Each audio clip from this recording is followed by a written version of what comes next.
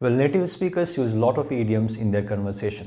तो पहला उनके कन्वर्सेशन को समझने के लिए और दूसरा अपनी फ्लुएंसी को इम्प्रूव करने के लिए ये बहुत ज़्यादा ज़रूरी है कि आपको भी इन idioms की जानकारी हो। और आज मैं आया हूँ ऐसे ही 5 इंटरेस्टिंग idioms के साथ जिससे आप अपनी डेली लाइफ में यूज़ करके अपने कन्वर्सेशन को और भी ज़्यादा इंटरेस्टिंग बना सकते हैं।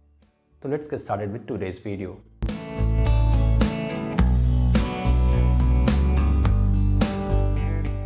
और आज का हमारा पहला इडियम है up in the air. Up in the air जिसका मतलब होता है which is not certain, not decided, which has not been conveyed yet, right. और इससे हम एग्जांपल्स के साथ और अच्छे तरीके से समझ सकते हैं।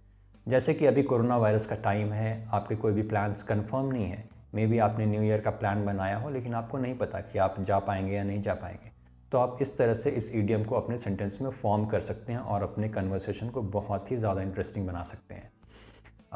Due to coronavirus, our New Year plans are still up in the air. जल्दी से एक दूसरा एग्जांपल डिस्कस कर लेते हैं। आपने कोई इंटरव्यू दिया और अभी तक रिजल्ट बताया नहीं गया आपको, एंड योर फैमिली मेम्बर और friends they may ask the same question that did you get the job. और आप इस इडियम को यहाँ पे यूज़ कर सकते हैं। Well, I don't know, it is still up in the air. I don't know, it is still up in the air. Well, चलते हैं हमारे अगले इडियम पे जो कि है down time. Yes, down time. Down time का मतलब है फ्री टाइम, बट क्योंकि फ्री टाइम बहुत कॉमन है तो इसके जगह पे आप अगर डाउन टाइम यूज़ करें तो बहुत ही अच्छा साउंड करेगा। डाउन टाइम का मतलब है inactivity between the job, free time. तो जल्दी से इसके एग्जांपल्स डिस्कस करते हैं। I will call you up when I get some down time, right. I will call you up when I get some down time.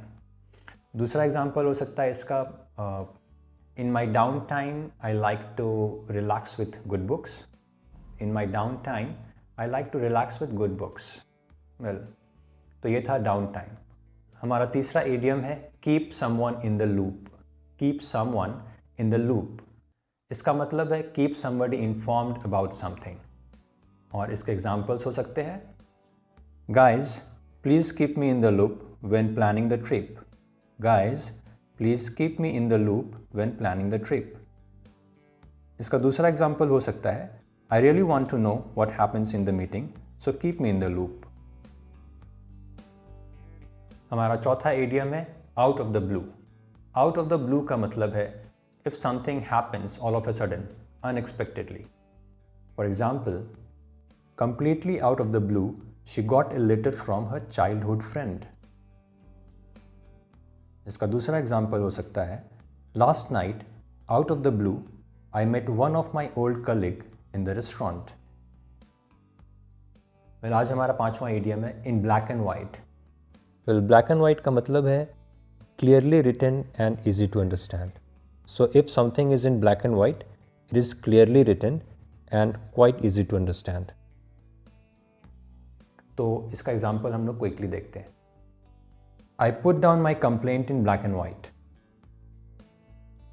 Well, दूसरा example, suppose आपको किसी ने एक वर्बल ऑफर दिया और आप चाहते हैं कि वो आपको ये ऑफर रिटर्न में दे, तो आप बोल सकते हैं, thanks for the verbal offer but I also want it in black and white.